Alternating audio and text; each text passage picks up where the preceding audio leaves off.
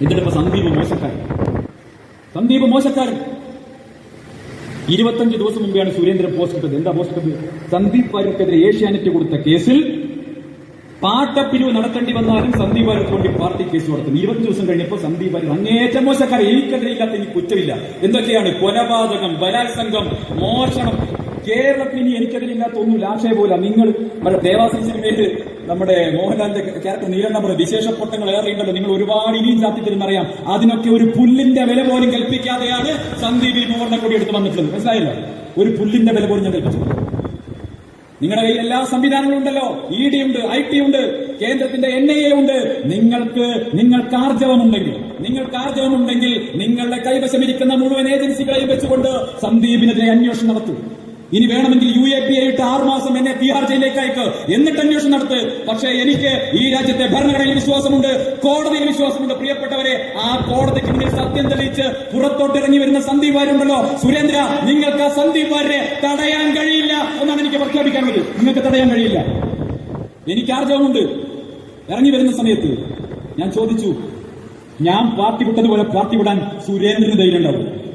ഞാൻ party വിട്ടതുപോലെ party വിടാൻ ഗോപാലകൃഷ്ണന് ധൈര്യം ഉണ്ടാവോ? ഞാൻ പാർട്ടി വിട്ടതുപോലെ പാർട്ടി വിടാൻ രമേശിന് ധൈര്യം ഉണ്ടാവോ? ഞാൻ പാർട്ടി വിട്ടതുപോലെ പാർട്ടി വിടാൻ കൃഷ്ണദാസിന് ധൈര്യം ഉണ്ടാവോ? ധൈര്യം ഉണ്ടാവില്ല. എന്താ കാര്യം? അവരുടെ കൈകളിൽ പാപക്കറ ഉണ്ട് എന്നുള്ള കാര്യത്തിൽ എനിക്കൊരു സംശയമില്ല. എന്താ ഞാൻ ചെയ്ത തെറ്റ്?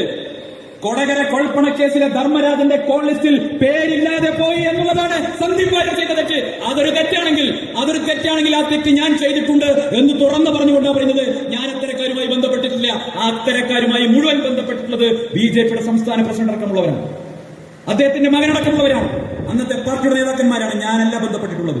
അതുകൊണ്ട് തന്നെ ആർജവത്തോടു കൂടിയാണ് ഈ വേദിയിൽ വന്നിട്ടുള്ളത്. ഞാൻ ഈ പാർട്ടിയിലേക്ക് കടന്നു വരുമ്പോൾ പലരും പറഞ്ഞു, എന്താണ് അധികാരം മോഹിച്ചു പോയി. അധികാരം മോഹിച്ച് ഇന്നത്തെ കാലത്ത് ആരെങ്കിലും കോൺഗ്രസ് പോയി? ഈ പാർട്ടി 15 കൊല്ലായി ഇന്ത്യയിൽ ഭരണത്തിലില്ല. 10ാമത്തെ കൊല്ലായി കേരളത്തിലെ ഭരണത്തിലില്ല. ഞങ്ങളുടെ പാലക്കാട് മുനിസിപ്പാലിറ്റിയിൽ പോലും ഈ പാർട്ടി ഭരണത്തിലില്ല. ആ പാർട്ടിയിലേക്ക്, അധികാരമില്ലാത്തൊരു പാർട്ടിയിലേക്ക് അധികാരത്തിന്റെ എല്ലാ സൗകര്യങ്ങളും വലിച്ചെറിഞ്ഞ് കടന്നു വരാൻ സന്ദീപ് വാര്യർക്ക് സാധിച്ചിട്ടുണ്ടെങ്കിൽ അതിനർത്ഥം ആത്മാഭിമാനമുള്ള, നട്ടല് വളയാത്ത, ഒരു അഭിമാനബോധമുള്ള അച്ഛന്റെയും അമ്മയുടെയും മകനായതുകൊണ്ടാണ് ഈ പ്രസ്ഥാനത്തിന്റെ ഭാഗമായി വന്നിട്ടുള്ളത്. എനിക്ക് നിങ്ങളുടെ ഒരു സുഖ സൗകര്യവും വേണ്ട, എനിക്ക് നിങ്ങൾ തരുന്ന ഒരു പ്രിവിലേജും വേണ്ട. എനിക്ക് ഈ നാട്ടിൽ സാധാരണക്കാരുടെ പ്രശ്നങ്ങളിൽ, സാധാരണക്കാരുടെ വിഷയങ്ങളിൽ ഇടപെട്ട് ഒരു നല്ല മനുഷ്യനായി കോൺഗ്രസിന്റെ ഭാഗമായി മതേതര നിലപാടോടുകൂടി അന്തസ്സോടെ പ്രവർത്തിക്കാൻ കഴിയുന്ന ഒരു സാഹചര്യം ഉണ്ടാകണം എന്നും മാത്രമേ ഞാൻ ആഗ്രഹിച്ചിട്ടുള്ളൂ. ആഗ്രഹത്തിന്റെ ഭാഗമായിട്ടാണ് ഞാൻ ഈ കൊടി പിടിച്ചിട്ടുള്ളത്.